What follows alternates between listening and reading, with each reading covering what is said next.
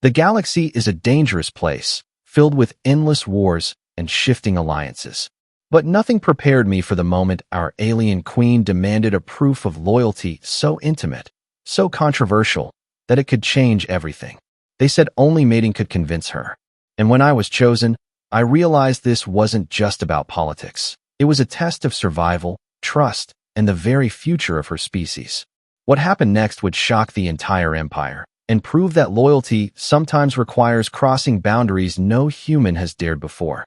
The stars outside the ship's viewport streaked past as we approached the capital planet of the Valari Empire. I, Captain Elias Ward, had been sent as a human envoy with a mission to solidify peace with the Valari and open trade routes for our fledgling alliance. But peace, I soon learned, came with demands few could have anticipated.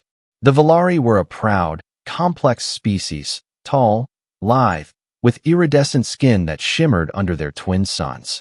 Their society was matriarchal, ruled by Queen Ceres, a figure both revered and feared throughout the galaxy. Our diplomats had warned me. Ceres was not a leader who accepted words lightly. Loyalty had to be proven. We landed in the glowing city of Valera Prime, a magnificent blend of crystalline towers and bioluminescent flora. The court welcomed me with cautious eyes. They spoke of honor, duty, and the ancient traditions of their people. It wasn't long before I was summoned to the throne room, where Queen Ceres awaited. Her presence was magnetic, tall and regal, with piercing violet eyes that seemed to look right through me. She spoke calmly, but with undeniable authority. Our empire has survived for millennia because loyalty is sacred. Words mean nothing. Prove your commitment. I nodded, unsure what this test might be. Then came the unexpected. Only mating can convince her, whispered Lyra, the queen's chief attendant, an alien girl with translucent blue skin and hair like woven silver threads. She looked at me with a mixture of embarrassment and defiance. I blinked, the words hitting me like a shockwave. Mating? With the queen? Lyra, I said carefully. Are you saying I must mate with her majesty?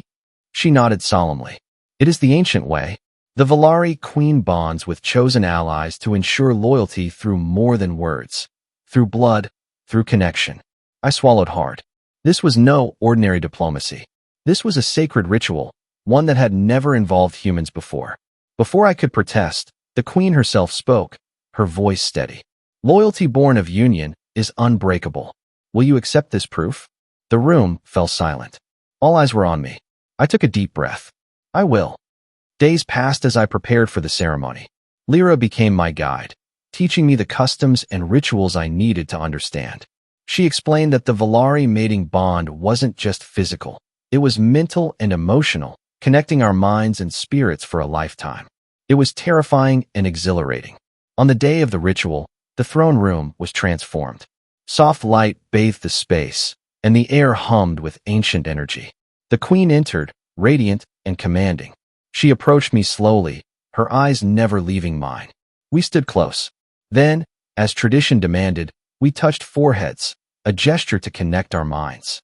At that moment, I felt a surge of warmth and understanding flood my senses. Memories, feelings, and thoughts intertwined between us like threads weaving a tapestry. The queen's mind was sharp and wise, burdened with the weight of her people, but filled with hope. I offered my own, my fears, my determination, my promise to stand beside her. When our minds finally separated, something profound had changed. I wasn't just an envoy anymore, I was bonded. But the proof wasn't only symbolic. The bond granted me insight into Valari biology and culture unlike any diplomat could possess. I could feel her emotions, anticipate her needs, and even access fragments of her memories. For the Valari, this mating bond was a sacred pledge of mutual loyalty and trust. To betray it was unthinkable.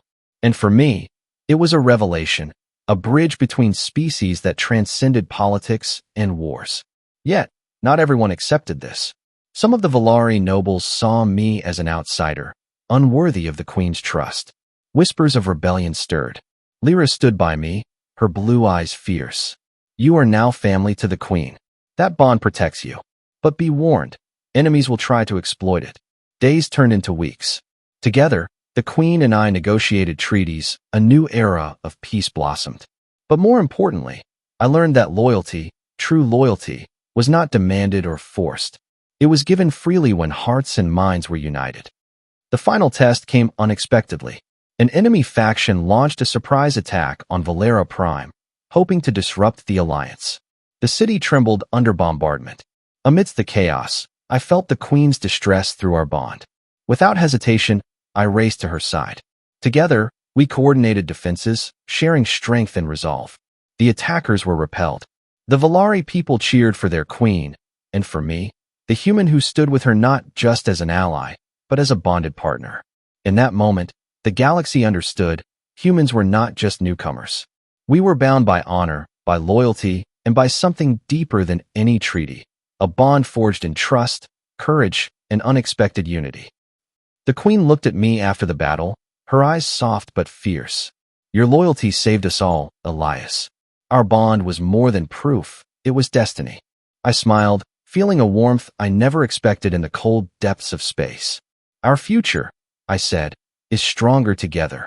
And with that, a new chapter for humans and Valari began, one written not just with words or weapons, but with hearts entwined across the stars.